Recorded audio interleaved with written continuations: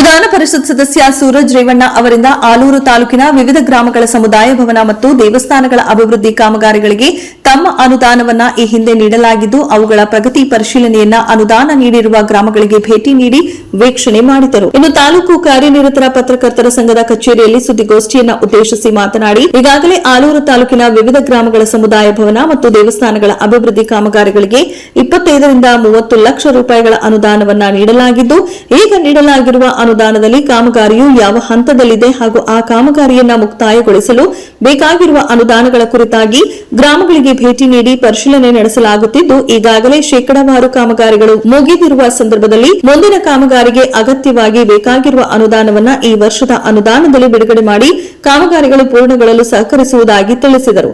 ಇನ್ನು ಆಲೂರು ಪಟ್ಟಣದಲ್ಲಿ ಈಗಾಗಲೇ ನಡೆಯುತ್ತಿರುವ ಮರು ಡಾಂಬರೀಕರಣ ಕಾಮಗಾರಿಗೆ ಎಚ್.ಡಿ. ರೇವಣ್ಣ ಅವರು ಪಿಡಬ್ಲ್ಯೂಡಿ ಮಂತ್ರಿಗಳಾಗಿದ್ದಾಗ 2 ಕೋಟಿ ರೂಪಾಯಿಗಳನ್ನ ಕೊನೆಪೇಟೆಯ ಸರ್ಕಲ್ ಅಭಿವೃದ್ಧಿಗೆ ಬಿಡುಗಡೆ ಮಾಡಿ ಭೂಮಿ ಪೂಜೆಯನ್ನ ಕೂಡ ನೆರವೇರಿಸಿದರು. ಆದರೆ ತಾಂತ್ರಿಕ ಕಾರಣಗಳಿಂದಾಗಿ ಸರ್ಕಲ್ ಅಭಿವೃದ್ಧಿ ಸಾಧ್ಯವಾಗದೇ ಇರುವುದರಿಂದ ಆ ಅನುದಾನದಲ್ಲಿ ಪಟ್ಟಣದ ಮುಖ್ಯ ರಸ್ತೆಗೆ ಮರು ಡಾಂಬರೀಕರಣ ಕಾಮಗಾರಿ ನಡೆಯುತ್ತಿದ್ದು, ಇದು ರೇವಣ್ಣ ಅವರು ಪಿಡಬ್ಲ್ಯೂಡಿ ಮಿನಿಸ್ಟರ್ ಆಗಿದ್ದಾಗ ಬಿಡುಗಡೆಯಾದ ಅನುದಾನವಾಗಿದೆ ಎಂದು ಈ ಸಂದರ್ಭದಲ್ಲಿ ತಿಳಿಸಿದರು.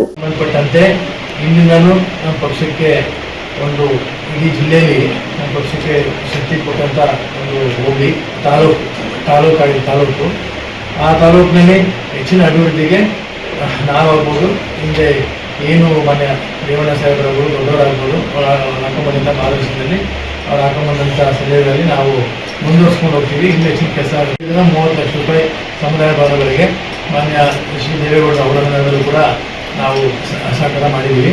ಈಗ ನಮ್ಮ ಅನುದಾನದಲ್ಲಿ ಸುಮಾರು 20 ಲಕ್ಷ ರೂಪಾಯಿ ನಂತರ ದೇವಸ್ಥಾನಗಳ ಜೀರ್ಣೋದ್ಧಾರಕ್ಕೆ, ದೇವಸ್ಥಾನಗಳ ಅಭಿವೃದ್ಧಿ ಜೀರ್ಣೋದ್ಧಾರಕ್ಕೆ ಆ ಹಳ್ಳಿಗಳಿಗೆ ನಾವು ಭೇಟಿ ಕೊಟ್ಟಿದ್ವಿ. ಈಗ ಕೆಲವು ಹಳ್ಳಿಗಳಿಗೆ ಭೇಟಿ ಕೊಟ್ಟಿದ್ವಿ. ನಂಜದೇವತ ಆಗ್ಬೋದು, ನಂಜನೇಶ್ವರ ದೇವಸ್ಥಾನ ಆಗ್ಬೋದು, ಹಾಗೂ ಹೊಸಪುರಲ್ಲಿ ಅಲ್ಲೊಂದು ದೇವಸ್ಥಾನಕ್ಕೆ ಹೋಗಿದ್ವಿ. ಹಾಗೂ ಶ್ರೀರಾಮ ಮಂದಿರ ಶ್ರೀರಾಮ ಮಂದಿರ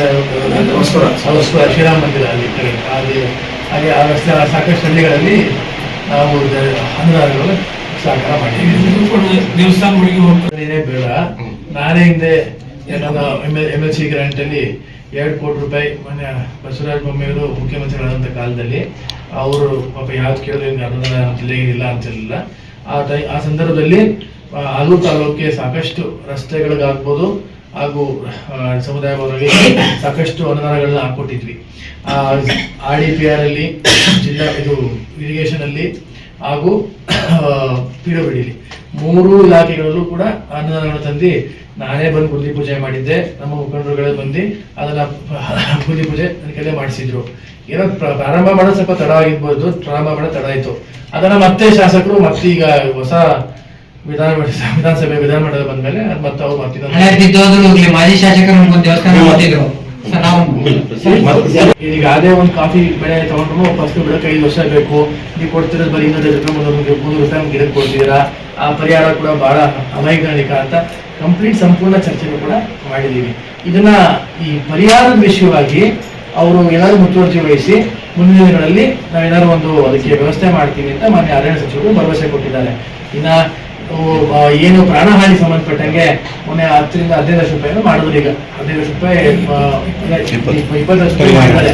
ಬಟ್ ನನ್ನ ದೃಷ್ಟಿಲಿ ಈಗ ಪ್ರಾಣಹಾನಿ ಮೇಲೆ ದುಡ್ಡು ತಗೊಂಡು ಏನ್ ಮಾಡೋದು ಅಂತ ನನ್ನ ವೈಯಕ್ತಿಕ ಅಭಿಪ್ರಾಯ ಅದಲ್ಲ. ಇದ್ರ ಜೊತೆಗೆ ಮೊನ್ನೆ ನಮ್ಗೆ ಗೊತ್ತಿರಂಗೆ ಬಸವ ಜಯಂತಿ ಕಾರ್ಯಕ್ರಮಕ್ಕೆ ಅರಣ್ಯ ಸಚಿವರು ಬಂದಿದ್ರಂತೆ, ಹೊಲಾಯಸ್ಪುರ ತಾಲೂಕಿಗೆ ಬಂದಿದ್ರಂತೆ. ಅಲ್ಲೂ ಕೂಡ ಇದ್ರ ಬಗ್ಗೆ ಏನು ಪ್ರಸ್ತಾಪ ಮಾಡಿಲ್ಲ ಅಂತ ನನಗೆ ವಿಷಯ ಬಂತು. ಯಾಕಂದ್ರೆ ನಮ್ಗೆ ಈಗ ಆಲೂರು ತಾಲೂಕು ಆಗ್ಬೋದು, ಬೇಲೂರು ತಾಲೂಕು ಆಗ್ಬೋದು, ಮಲೆನಾಡು ಭಾಗದಲ್ಲಿ ಹಾಗೂ ಸಕಲೇಶ್ಪುರ ತಾಲೂಕು ಆಗ್ಬೋದು, ಈ 3 ತಾಲೂಕುಗಳು ಇದೊಂದು ಪ್ರಮುಖವಾದ ಸಮಸ್ಯೆ. ಇದು ಬಹಳ ನಮ್ಮ ಈ ಭಾಗದ ಜನ, ನಮ್ಮ ರೈತರು ಇದು ಎದುರಿಸ್ತಾ ಇದ್ದಾರೆ. ಬಟ್ ಇಲ್ಲಿ ನಮ್ಮ ಪಕ್ಷದ ವತಿಯಿಂದ ಹಿಂದೆ ಮಾನ್ಯ H.D. ಕುಮಾರಸ್ವಾಮಿ ಅವರು ಶಾಸಕರಾದಂಥ ಕಾಲದಲ್ಲಿ, ಮಾನ್ಯ ಪ್ರಜ್ವಲ್ ರೇವಣ್ಣ ಸಂಸದರಾದಂಥ ಕಾಲದಲ್ಲಿ ಒಂದು ಶಾಸಕರ ನಿಯೋಗ ಪ್ರಜ್ವಲ್ ರೇವಣ್ಣ ಅವರ ಒಂದು ಅಧ್ಯಕ್ಷತೆಯಲ್ಲಿ ಅಧ್ಯಕ್ಷತೆಯಲ್ಲಿ ಸೆಂಟ್ರಲ್ ಗೌರ್ಮೆಂಟ್ ಕೂಡ ಭೇಟಿ ಮಾಡಿ ಸೆಂಟ್ರಲ್ ಗೌರ್ಮೆಂಟ್ ಇಂದ ಯಾವ ರೀತಿ ಇದಕ್ಕೆ ಒಂದು ಶಾಶ್ವತವಾದ ಪರಿಹಾರನ ತರಬಹುದು ಅನ್ನೋ ಒಂದು ಪ್ರಯತ್ನ ಮಾಡಿದ್ದಾರೆ.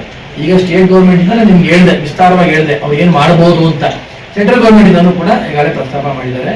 ಈಗ ಇಷ್ಟು ಗಮನವಿದೆ.